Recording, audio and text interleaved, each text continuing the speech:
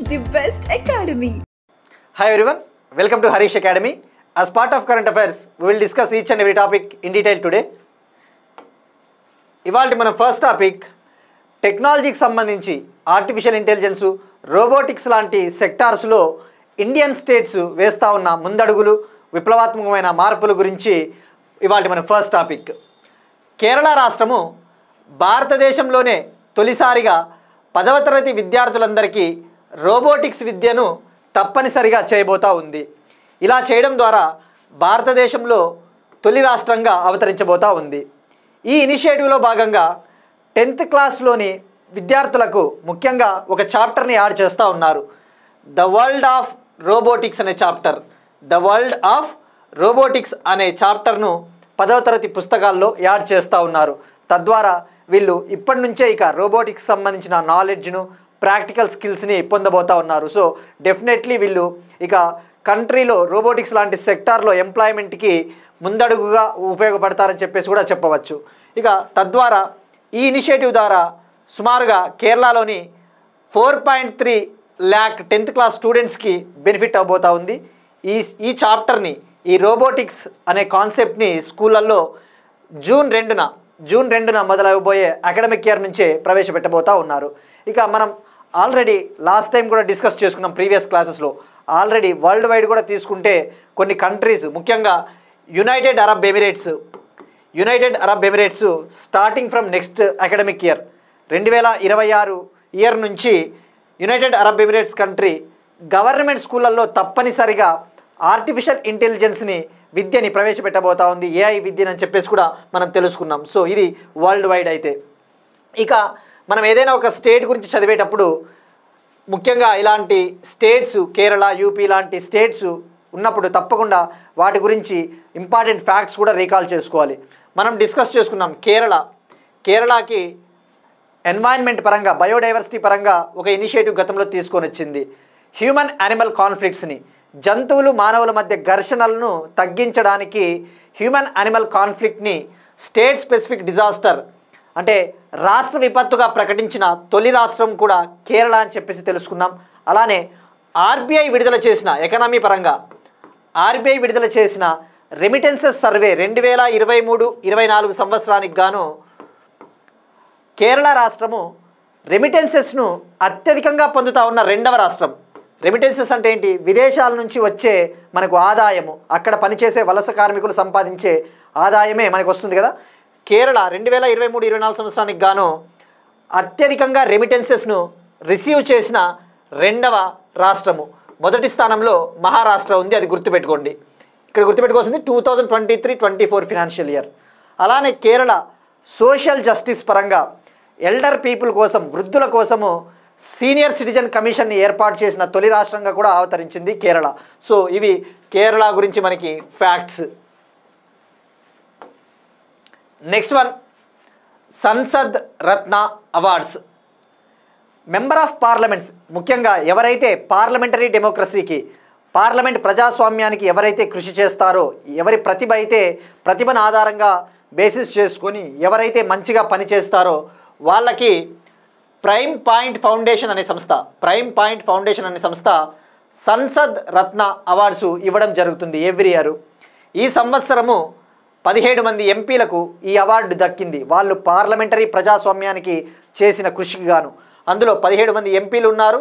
అలానే 2 parliamentary standing కమిటీలకు కూడా ఈ అవార్డు దక్కింది.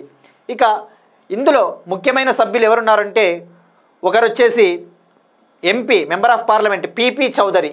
ఈయన 1 నేషన్ 1 ఎలక్షన్, ఒకే దేశము ఒకే ఎన్నికకు సంబంధించిన జాయింట్ పార్లమెంటరీ కమిటీకి చైర్మన్ అనమాట పీపీ చౌదరి. ఈయనకి అవార్డు దక్కింది. అలానే మరికొంతమందికి ముఖ్యంగా వచ్చేసి ఎవరు, సూలే, రవి కిషన్, భర్తృహరి మహతాబు అనే కొంతమంది ఎంపీలకి అవార్డు దక్కింది. ఇక్కడ మనం ఫోకస్ చేయాల్సింది దీన్ని ఎవరు సెలెక్ట్ చేస్తారు అంటే, ఈ అవార్డుల్ని సెలెక్ట్ చేయడానికి ఒక కమిటీ ఉంటుంది. ఆ జ్యూరీ కమిటీకి హెడ్ వచ్చేసి national commission for backward classes chairman అయిన హన్స్రాజ్ అహిర్ గారి ఆధ్వర్యంలోని జ్యూరీ కమిటీ సెలెక్ట్ చేస్తుంది. ఇక స్టాటిక్ పాయింట్ ఆఫ్ వ్యూలో ఈ సంసద్ రత్న అవార్డుల్ని తొలిసారిగా డాక్టర్ ఏపీజే అబ్దుల్ కలాం గారి సలహా మేరకు 2010లో ఏర్పాటు చేశారు. 2010లో ఫస్ట్ అవార్డుని హన్స్రాజ్ గంగారాం అహిర్ గారు ఈ అవార్డును పొందారు. ఈయనే ఇప్పుడు మనకి ఎన్సీబీసీ చైర్మన్. ఇది మనకు సంసద్ రత్న అవార్డ్స్కి సంబంధించి. నెక్స్ట్ వన్ ఇంపార్టెంట్ రిపోర్ట్కి సంబంధించి UNESCO report, United Nations educational, scientific and cultural organization సంస్థ గ్లోబల్ ఎడ్యుకేషన్ మానిటరింగ్ రిపోర్ట్ పేరిట గ్లోబల్ ఎడ్యుకేషన్ మానిటరింగ్ రిపోర్ట్ను విడుదల చేసింది. ఆ రిపోర్ట్ ప్రకారము స్టెమ్ కోర్సెస్లో, అంటే స్టెమ్ కోర్సెస్ అంటే సైన్స్, టెక్నాలజీ, ఇంజనీరింగ్, మ్యాథమెటిక్స్, ఈ స్టెమ్ కోర్సెస్ చదువుతా ఉన్న గ్రాడ్యుయేట్స్లలో 35% మంది మాత్రమే మహిళలు ఉన్నారని చెప్పింది. కేవలం 35% మాత్రమే మహిళలు ఈ స్టెమ్ కోర్సెస్ని అభ్యసిస్తూ ఉన్నారని చెప్పింది. సో ఇది చాలా తక్కువ అని చెప్పవచ్చు, అంటే మేల్ డామినేషన్ ఎక్కువ ఉందని చెప్పవచ్చు.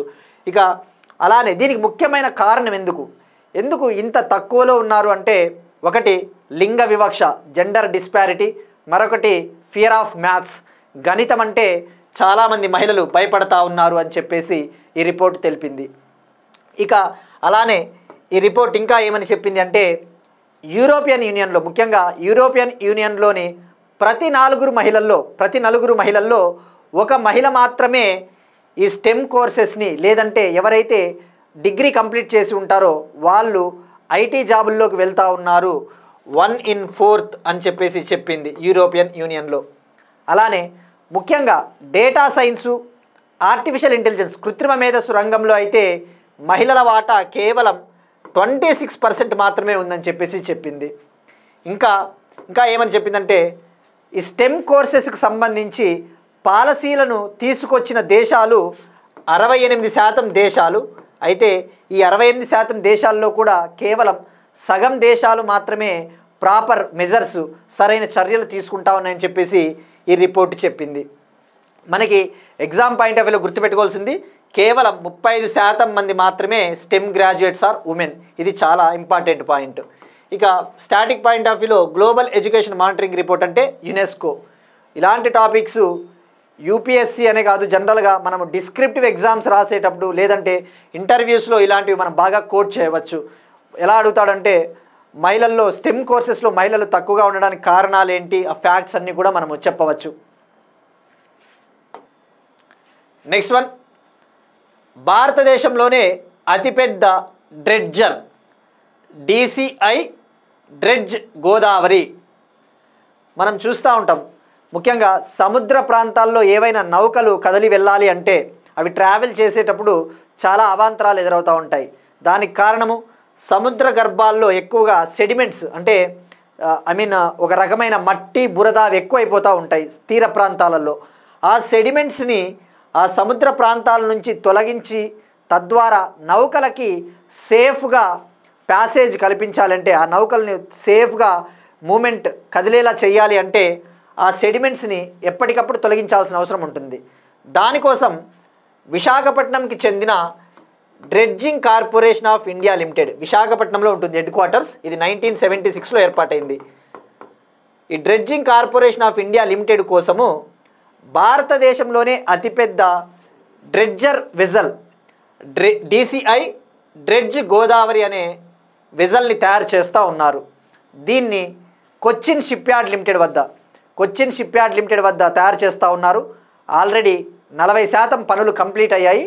ఈ జూలై కల్లా దీన్ని డ్రెడ్జింగ్ కార్పొరేషన్ ఆఫ్ ఇండియా విశాఖపట్నంకి అందించబోతూ ఉన్నారు. అయితే ఇక్కడ ఫోకస్ చేయాల్సింది, ఇది ఎలా ఉంటుందంటే, ఇక్కడ చూపిస్తున్నట్టు ఇది ఒక వెజల్ అనమాట, ఇది ఒక నౌక మాదిరి ఉంటుంది. ఇక్కడ కనిపించే ఈ హాపర్ అనే ఒక ఇన్స్ట్రుమెంట్ ద్వారా ఆ సెడిమెంట్స్ని లాగేస్తుందన్నమాట ఇది. ఇక దీన్ని తయారు చేసిన వాళ్ళు నెదర్లాండ్స్ ప్రభుత్వ సహకారంతో, నెదర్లాండ్స్ సహకారంతో కొచ్చిన్ షిప్యార్డ్ లిమిటెడ్ కలిసి అభివృద్ధి చేస్తూ ఉంది. దీన్నే బీగల్ ప్లాట్ఫామ్ అంటారు. బీగల్ ప్లాట్ఫామ్లో భాగంగా దీన్ని నిర్మించారు. నెక్స్ట్ వన్, ఎకానమీకి సంబంధించి ఇండియన్ ఎక్స్పోర్ట్స్. 2024-25 ఫినాన్షియల్ ఇయర్లో ఇండియా నుంచి టాప్ ఎక్స్పోర్ట్స్ స్మార్ట్ ఫోన్స్. జనరల్గా ఇండియా నుంచి ఎక్కువగా conventional products like petroleum products, diamonds ఇటువంటివి ఎక్కువగా మనం ఎగుమతి చేస్తూ ఉంటాం. కానీ 2024-25 ఆర్థిక సంవత్సరంకి వచ్చేసరికి భారతదేశంలో అగ్రభాగాన ఎగుమతులు స్మార్ట్ ఫోన్స్ ఉన్నాయి. అంటే దీన్ని బట్టి అర్థం చేసుకోవచ్చు ఇండియాలో ఎలక్ట్రానిక్స్ ఇండస్ట్రీ ఏ స్థాయిలో అభివృద్ధి చెందుతూ ఉంది అని చెప్పేసి. మనం ఇక్కడ ఫోకస్ చేయాల్సింది ఎగ్జామ్ పాయింట్ ఆఫ్ వ్యూలో డేటా చాలా ఇంపార్టెంట్. స్టేట్మెంట్స్లో ఎలా అడుగుతాడు అంటే which of the following statements are true regarding electronics exports in India. Option A, India's smart phone exports are consistently rising, India smart phone exports are consistently declining అలా ఇస్తాడు. So ఇక్కడ data మనకి చాలా important, ఎకానమీలో data చాలా important. భారతదేశపు smart phones ఎగుమతుల్లో అత్యధిక భాగము అమెరికాకి, జపాన్కి మనం ఎగుమతి చేస్తూ ఉన్నాం. అమెరికాకైతే మన స్మార్ట్ ఫోన్ ఎగుమతులు 5 రెట్లు పెరిగినాయి, ముఖ్యంగా గత 3 ఏళ్లలో. అదే జపాన్కి అయితే 4 రెట్లు పెరిగాయి. ఇక 2023-24 ఆర్థిక సంవత్సరంలో భారతదేశపు స్మార్ట్ ఫోన్స్ ఎగుమతుల విలువ $15.57 బిలియన్ ఉంటే అది 2024-25 ఫినాన్షియల్ ఇయర్ టైంకి $24.14 బిలియన్ అయ్యాయి. ఇది చాలా important.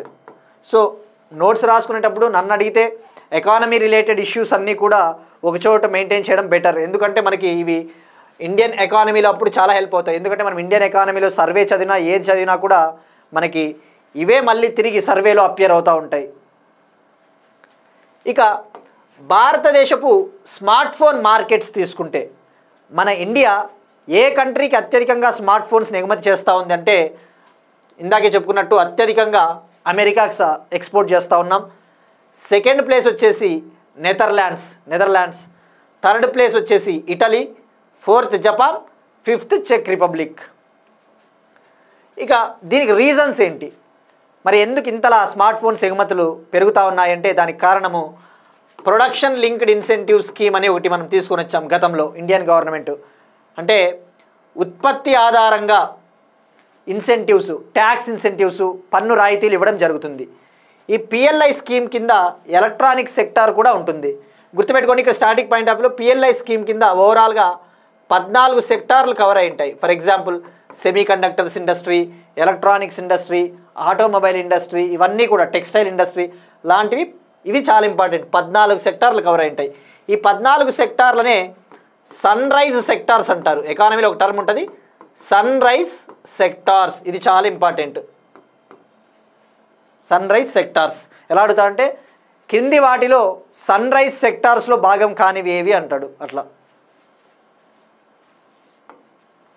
Next one again economy related.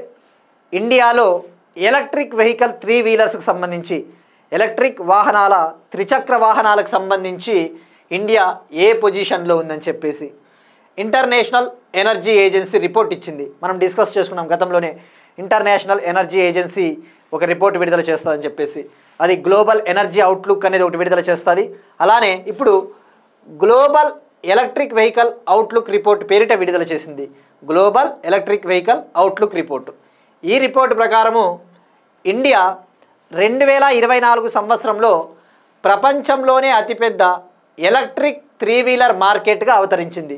అంటే దీన్ని బట్టి అర్థం చేసుకోవచ్చు ఇండియాలో ఎలక్ట్రిక్ 3 వీలర్స్, ముఖ్యంగా ఆటోలు, ఎలక్ట్రిక్ ఆటోలకి ఎంత డిమాండ్ ఉంది, ఎంత కొంటా ఉన్నాము మనం అని చెప్పేసి తెలుస్తూ ఉంది. 2024 సంవత్సరంలో ఇండియాలో ఎలక్ట్రిక్ 3 వీలర్ వెహికల్స్ 7 లక్షలు అమ్ముడుపోయినాయి. 2023 సంవత్సరంతో పోల్చుకుంటే 20% పెరిగాయి అమ్మకాలు. చైనాను దాటి మనము ఫస్ట్ ప్లేస్లో నిలిచాం. సెకండ్ ప్లేస్లో చైనా ఉంది. ఇక్కడ గుర్తుపెట్టుకోండి, మనం డిస్కస్ చేస్తున్నది ఎలక్ట్రిక్ 3 వీలర్స్ గురించి మాత్రమే, ఓవరాల్ ఎలక్ట్రిక్ వెహికల్స్ గురించి కాదు. ఎలక్ట్రిక్ 3 వీలర్స్కి సంబంధించి 90% మార్కెట్టు ఇండియా చైనాలోనే ఉంది. ఇండియా చైనాలోనే 90% మార్కెట్ ఉంది. ఇక ఓవరాల్గా ఈ ఆటో అమ్మకాలలో ఈ ఎలక్ట్రిక్ 3 వీలర్ల వాటా వచ్చేసి 25%, 25%.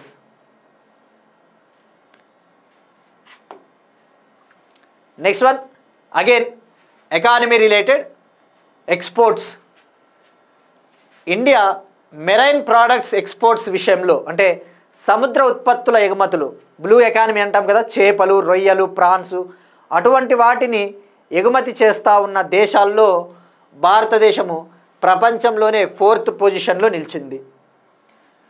2014-15 ఆ టైంలో సముద్ర ఉత్పత్తుల ఎగుమతులు 10.51 lakh మెట్రిక్ టన్స్ ఉంటే 2024-25 నాటికి 16.85 lakh మెట్రిక్ టన్స్కి చేరుకొనింది.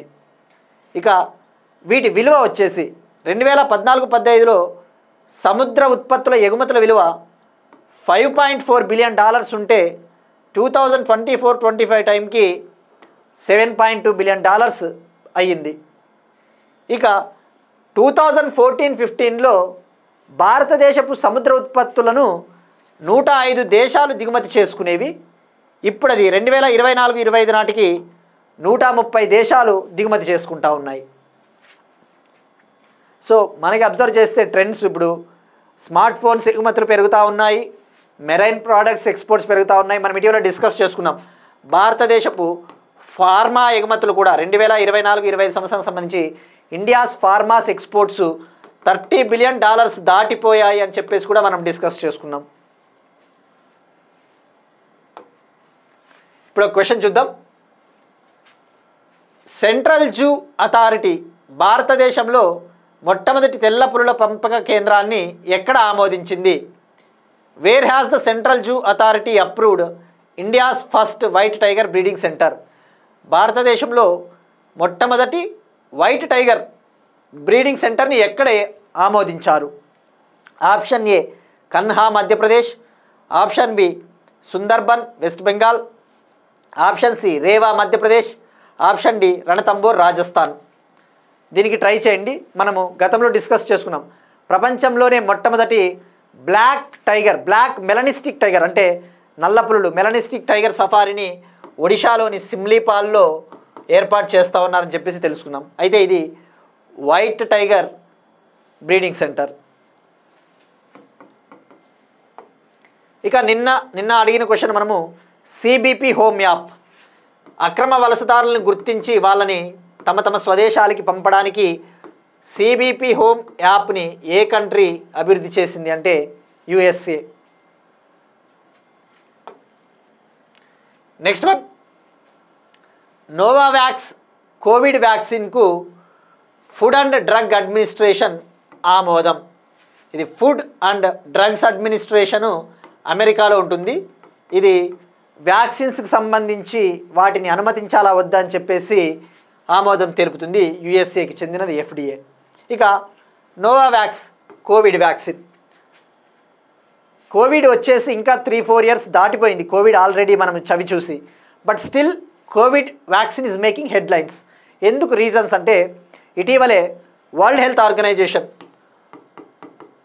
ప్రపంచ ఆరోగ్య సంస్థ ఒక రిపోర్ట్ విడుదల చేసింది. వరల్డ్ హెల్త్ స్టాటిస్టిక్స్ 2025 అని. వరల్డ్ హెల్త్ స్టాటిస్టిక్స్ 2025, ఈ పేరు చాలా ఇంపార్టెంట్. ఇది ఎవరు విడుదల చేశారంటే WHO. ఈ రిపోర్ట్ ప్రకారము కరోనా వల్ల, కోవిడ్ వల్ల 2019 నుంచి 2021 మధ్య మొత్తం ప్రపంచవ్యాప్తంగా ఉన్న ప్రజల జీవన లైఫ్ ఎక్స్పెక్టెన్సీ రేటు, సగటు జీవితకాలము 1.8 years తగ్గిపోయింది. 2019-21 మధ్య ప్రపంచవ్యాప్తంగా ఉన్న ప్రజల లైఫ్ ఎక్స్పెక్టెన్సీ సగటు జీవితకాలం 1.8 years తగ్గిపోయింది. ఇది చరిత్రలోనే తొలిసారి అని చెప్పేసి వరల్డ్ హెల్త్ ఆర్గనైజేషన్ చెప్పింది. అంటే ఎంత ఇంపాక్ట్ క్రియేట్ చేసిందో తెలిసిపోతుంది కోవిడ్ నెగిటివ్గా. ఇక అలానే ఇటీవలే మనము డిస్కస్ చేసుకున్నాం. రిజిస్ట్రార్ జనరల్ ఆఫ్ ఇండియా విడుదల చేసిన సివిల్ సిస్టమ్ రిజిస్ట్రార్ CSR నివేదిక ఒక ఫైండింగ్, ఒక రిపోర్ట్లో చెప్పింది. ఇలా ఏమని చెప్పింది? 2021లో 2019 సంవత్సరంతో పోల్చుకుంటే 2021 సంవత్సరంలో భారతదేశంలో 2.2 మిలియన్ పీపుల్ అధికంగా మరణించారు, అంటే 22 లక్షల మంది ప్రజలు అధికంగా మరణించారు 2021 సంవత్సరంలో అని చెప్పేసి చెప్పింది. అలానే Indian institute of population sciences IIPS ముంబైలో ఉంటుంది. ఈ సంస్థ ఏమని చెప్పింది, ఈ కరోనా వల్ల భారతదేశంలోని ప్రజల జీవన కాలం లైఫ్ ఎక్స్పెక్టెన్సీ 1.6 ఇయర్స్ తగ్గిందని చెప్పేసి చెప్పింది. WHO అయితే 1.8 ప్రపంచవ్యాప్తంగా అని చెప్పింది.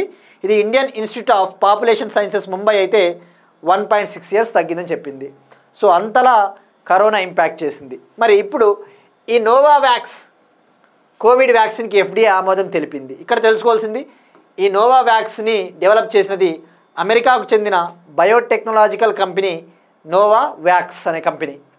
ఇక దీన్ని ఎవరికి అనుమతి చేయబోతా ఉన్నారు, ఒకవేళ ఆమోదం తెలిపారు కాబట్టి దీన్ని 65 ఏళ్ళు మరియు 65 ఏళ్ళ కంటే ఎక్కువ ఉన్న ప్రజలకి వ్యాక్సిన్ ఇస్తారు, అంతకంటే తక్కువ ఉండే వాళ్ళకి ఇవ్వరు. అయితే 12 నుంచి 64 ఏళ్ళ మధ్య ఉన్న వాళ్ళకు కూడా ఈ నోవావాక్స్ వ్యాక్సిన్ ఇస్తారు.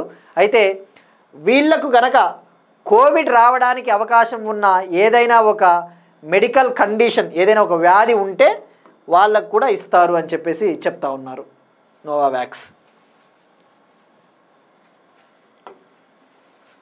నెక్స్ట్ వన్ అగైన్ హెల్త్కి సంబంధించి 78వ వరల్డ్ హెల్త్ అసెంబ్లీ సమావేశాలు స్విట్జర్లాండ్లోని జెనీవాలో మొదలయ్యాయి. May 19th నుంచి May 27th వరకు జరుగుతూ ఉన్నాయి. గుర్తుపెట్టుకోండి, 78th 78వ. ఇక దీని ముఖ్య ఉద్దేశం వచ్చేసి ఇక్కడ ప్రపంచవ్యాప్తంగా దేశాల ప్రతినిధులు హాజరయ్యి ఆరోగ్యానికి సంబంధించిన విషయాలను డిస్కస్ చేస్తారు. ముఖ్యంగా కరోనా లాంటి issues, non communicable diseases like cancer, అటువంటివి లైక్ క్యాన్సరు, స్థూలకాయము మరియు ముఖ్యంగా ట్యూబర్కులోసిస్, క్షయవ్యాధి, అటువంటి వాటికి సంబంధించి విషయాల్ని ఇక్కడ చర్చిస్తారు. భారతదేశం తరపున యూనియన్ హెల్త్ సెక్రటరీ, ఆరోగ్య మంత్రిత్వ శాఖ సెక్రటరీ పూణ్య సలీలా శ్రీవాత్సవ గారు భారతదేశం నుంచి అటెండ్ అయ్యారు. ఇక థీమ్ మనకి చాలా ఇంపార్టెంట్ ఎగ్జామ్ పాయింట్ ఆఫ్ వ్యూలో. ఈ థీమ్ వచ్చేసి వన్ వరల్డ్ ఫర్ హెల్త్. ఇక WHO పాయింట్ ఆఫ్ వ్యూకి వస్తే WHO దీని హెడ్ క్వార్టర్స్ కూడా Geneva, Switzerland. WHO director general వచ్చేసి ఇథియోపియాకు చెందిన టెడ్రోస్ అదనోమ్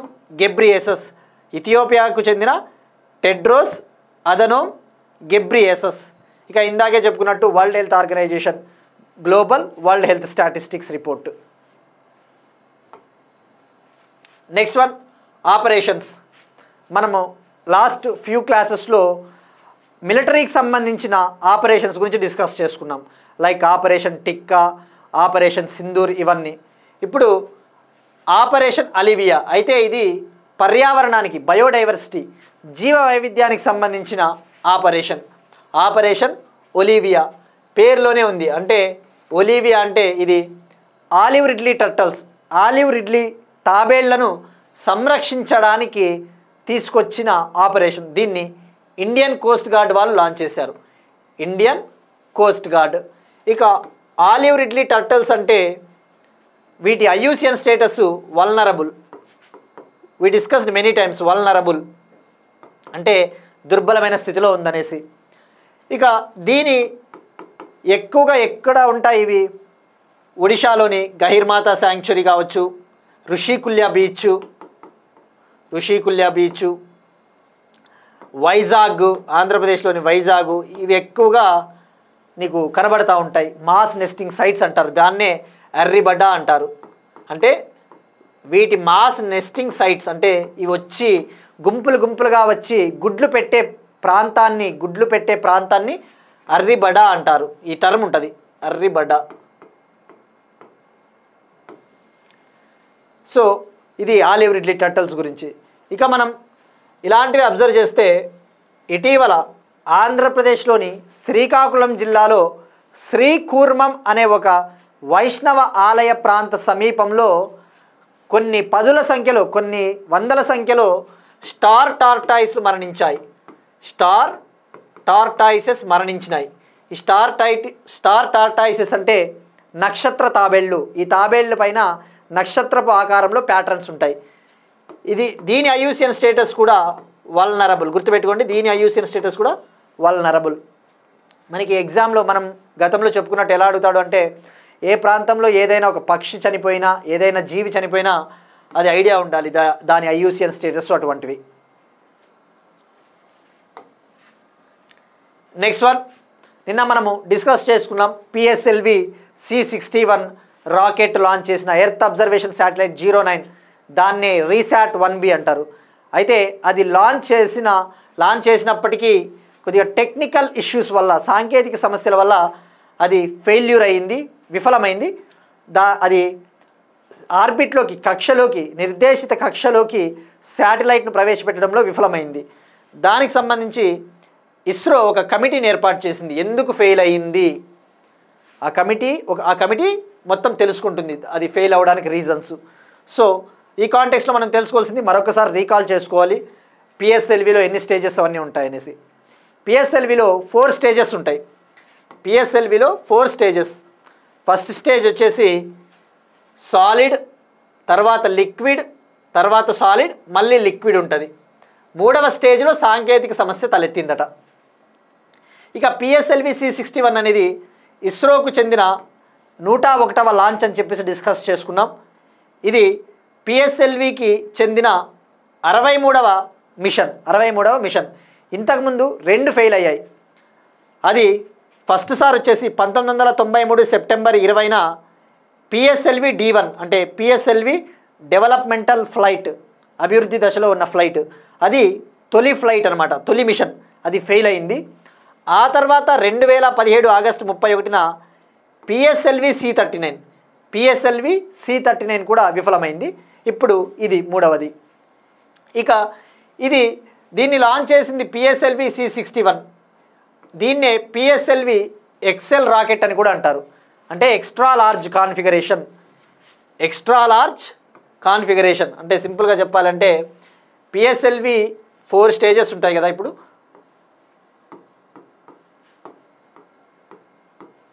సాలిడ్, లిక్విడ్.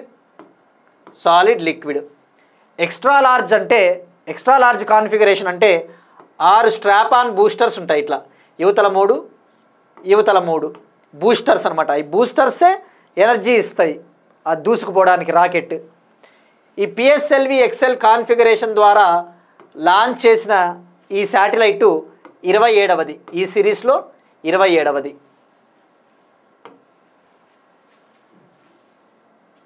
సో గుర్తుపెట్టుకోవాల్సింది, XL కాన్ఫిగరేషన్ అంటే ఎన్ని స్ట్రాప్ ఆన్ బూస్టర్లు ఉంటాయో మనకి చాలా ఇంపార్టెంట్. నెక్స్ట్ వన్, భారతదేశపు first Vistadome jungle safari train. Uttar Pradesh government టూరిస్టులకి వింత అనుభవము, చాలా కొత్త ఎక్స్పీరియన్స్, న్యూ ఎక్స్పీరియన్స్ ఇవ్వడానికి, టూరిజంని అభివృద్ధి చేయడానికి భారతదేశపు మొట్టమొదటి విస్టాడూమ్ జంగల్ ట్రైన్ సఫారీని స్టార్ట్ చేసింది. ఇక్కడ ఇమేజ్లో చూపిస్తున్నట్టు సపరేట్గా ఒక ట్రైన్ని స్టార్ట్ చేస్తారు. ఈ ట్రైన్ విస్టాడూమ్ అంటే మొత్తం గ్లాసెస్తో ఉంటుంది, అంత గ్లాసెస్, దీనికి విండోస్. సో చాలా లగ్జరీగా ఉంటుంది ఈ ట్రైను ఉత్తరప్రదేశ్లోని కటర్నియా ఘాట్ వైల్డ్ లైఫ్ శాంక్చురీని మరియు దూద్వా టైగర్ రిజర్వ్ని కలుపుతుంది.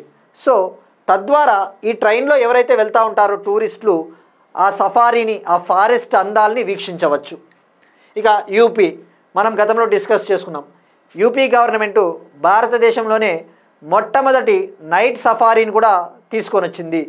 అది లక్నోలోని కుక్రైల్ రక్షిత ప్రాంతంలో, లక్నోలోని కుక్రైల్ ఫారెస్ట్ ఏరియాలో కుక్రైల్ నైట్ సఫారీ పేరిట లాంచ్ చేశారని చెప్పేసి కూడా తెలుసుకున్నాం యూపీ.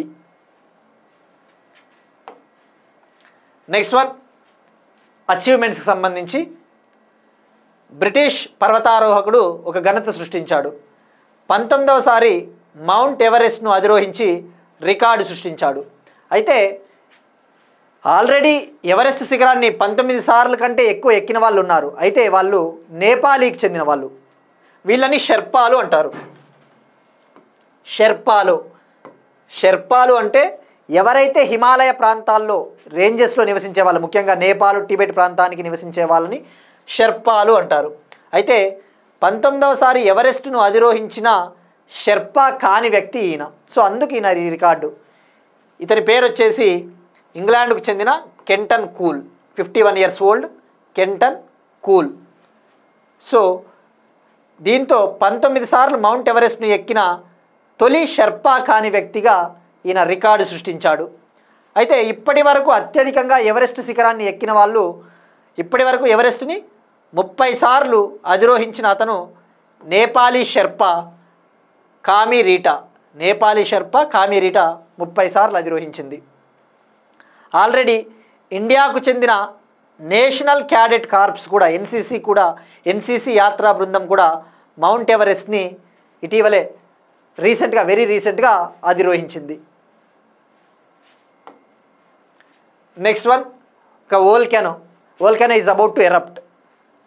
యాక్సియల్ సీమౌంట్ అనే ఒక వోల్కెనో బద్దలవ్వడానికి, విస్ఫోటనం చెందడానికి చాలా దగ్గరలో ఉంది, విస్ఫోటనం చెందే అవకాశాలు ఎక్కువగా ఉన్నాయని చెప్పేసి ఇవాళ న్యూస్ పేపర్స్లో ఇచ్చారు. దీని పేరు వచ్చేసి యాక్సియల్ సీమౌంట్. అయితే జనరల్గా వోల్కెనోస్ అంటే మనము భూ ఉపరితలం పైన చూస్తూ ఉంటాం. బట్ కొన్ని పవర్ఫుల్ వోల్కెనోస్ పసిఫిక్ ఓషన్లో ఉంటాయి. దీన్నే Pacific ocean ring of fire అంటారు. Pacific ocean ring of fire. ఈ రింగ్ ఆఫ్ ఫైర్లో చాలా వోల్కెనోలు, అగ్నిపర్వతాలు అందులో ఉంటాయి పసిఫిక్ సముద్ర లోపల. సో ఇది కనుక ఎరప్ట్ అయితే ఎర్త్క్వేక్స్ రావడానికి కూడా ఛాన్సెస్ ఉన్నాయి. గతంలోనే ఇది ఎరప్ట్ అయినప్పుడు సుమారుగా 10,000 భూకంపాలు సంభవించినాయని కూడా చెప్తా ఉన్నారు.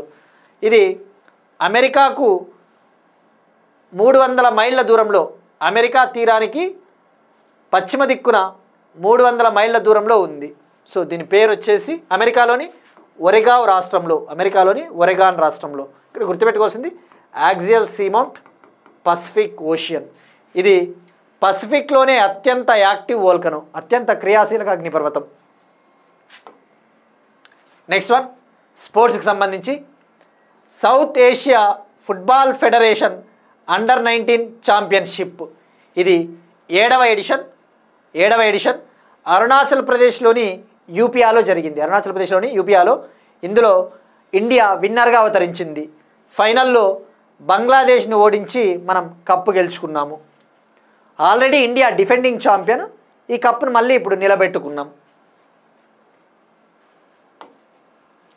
Next one, again sports, world squash championship 2025 title. ఈ వరల్డ్ స్క్వాష్ ఛాంపియన్షిప్ 2025 టైటిల్ను ఈజిప్ట్కు చెందిన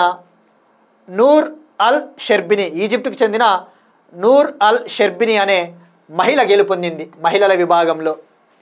ఈమె 8వ సారి ఈ టైటిల్ని గెలిచి రికార్డు సృష్టించింది. ఇప్పటి వరకు మహిళల విభాగంలో అత్యధికంగా 8 సార్లు ప్రపంచ టైటిల్ నెగ్గిన ప్లేయర్గా మలేసియాకు చెందిన నికోల్ డేవిడ్ ఉండేది. ఇప్పుడు ఆమె పేరిట ఉన్న రికార్డును ఈమె సమం చేసింది. ఈమె స్క్వాష్ ర్యాంకింగ్స్లో మహిళల విభాగంలో వరల్డ్ నంబర్ 2. ఇక ఈ టోర్నమెంట్ ఎక్కడ జరిగిందనే విషయానికి వస్తే అమెరికాలోని చికాగోలో జరిగింది. And that's it. These are today's current affairs. మనం ఒకసారి క్విక్గా రీక్యాప్ చూద్దాం.